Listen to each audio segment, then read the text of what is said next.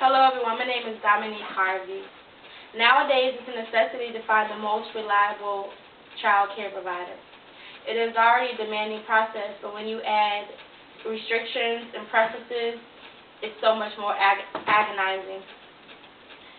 Tonight, my purpose is to inform you all on great tips on how to great tips on how to find the qualified caregiver and alleviate stress. The topic is important to me because I'm going through the process myself. I can definitely say as a first-time mother, it's strenuous. You don't know where to begin. You don't know where to end.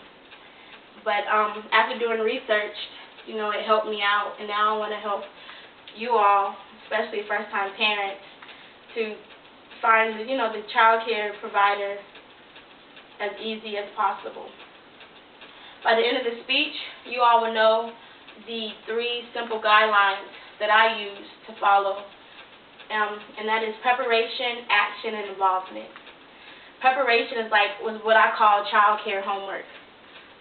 First thing you need to do is check your referrals. That's anyone from your family members, fellow classmates, co-workers, friends, and they will help you alleviate a lot of the caregivers that doesn't work out for you.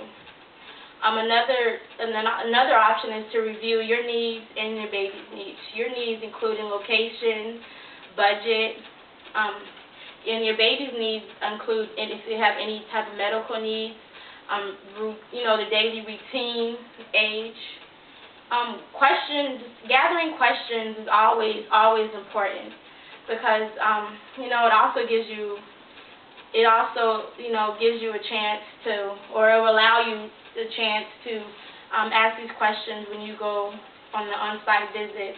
What if questions is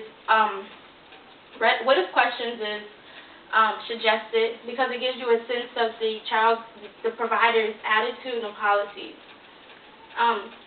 After you made up all your questions, just make a phone call, maybe an over-the-phone interview, and if you like what you hear at the end of the call, set up an appointment to go look at the facility. And I believe that talking to someone over the phone helps you judge by customer service and knowledge rather than first-time appearance. The second guideline is action, which I like to call is parents fun. You can go visit the facility and see how the staff members interact with the children,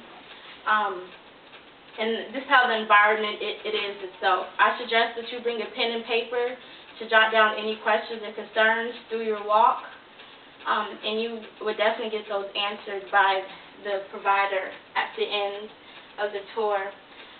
You always pop up to the facility announced or unannounced. People tend to put on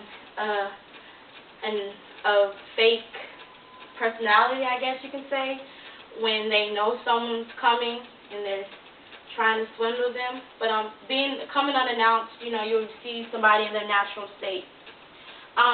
Always, before you make a decision, check your references and work history. You can check your reference by your local child care referral center, or you can even ask your fellow parents of the children who go to that facility. You can also call previous employers to see how they work with them. Ask them, your own personal questions. Also, see if they're licensed. You do not want an unlicensed child care provider. I'll take questions at the end. Thank you. Here's an example of 2 certificates. This one is just in its written form, and it makes sure that the date is not expired.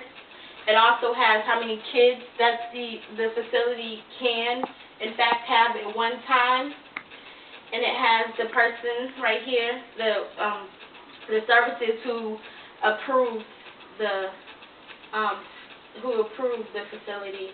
Also gives the number that you can call to look for this, Or you can also look for this. Sometimes it's in a certificate type form. It also has license in big letters right here, the name of the facility. And these are 2 examples that I got off the web. And this one also has the maximum number and the date it was issued and the expiration date. So yeah, those are 2 things you can look for in the office, or you can either ask the manager there. Also, the very last step in under actions would be make a decision. If you ask yourself if you can trust this person to handle your child, and the answer is yes, then it might be the daycare for you, or the provider, whatever provider you choose. Then you can start the application process. The application process. The fee is $25 to $50. What I suggest is that you don't fill out forms for every child care provider, because it does get costly. Chances are they might not have a spot available, or it just might not be the one for you. The last and final guideline is staying involved. You have to build your relationship with the people that your child is going to be staying with. I say it's home away from home. You can do that by volunteering.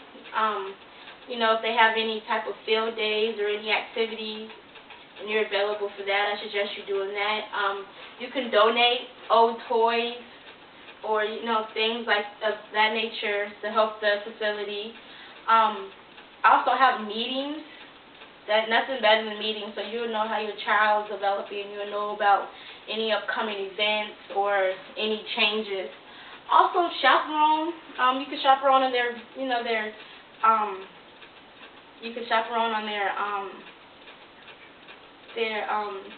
tours. I can't think of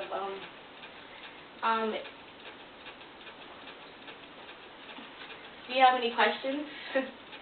I do. How do you find out if they're certified or what was I going to say? How do you find out if they're certified, and what do you do if they're not? Okay, you mean like being licensed? Yeah, that's what I meant. Yeah. Every child care provider should have a license. Ones who are what we call uncertified, maybe like family members, friends, people who's not actually running a facility. If you come across a daycare or any type of child care provider that is not certified or has a license, you should call the Child Care Resource and Referral Center. Tell them about it, and they can handle it from there. Do you have a yes? How long does this whole process take? Because I'm currently doing the same thing. Yeah, well, the process for infants, it takes up to maybe a year, and it's that long because available spots for infants is really scarce. So it's a waiting list. There's a lot of them. I'm not saying all of them, but you will run into waiting lists. Yeah, and especially if you want to find that right child care provider, it's going to take a minute. For older children, it takes 2 to 3 months. Any more questions? I don't have any more. Thank you, guys. Like I said, the process is agonizing. Before you start, I just want just prepare yourself, because it's going to be intense. It's going to have its days. You're going to think that you bounce that provider, and in actuality, you might not afford it. So just keep your options open. Like I said, follow the 3 guidelines, which is preparation, action, and involvement. Thank you, guys.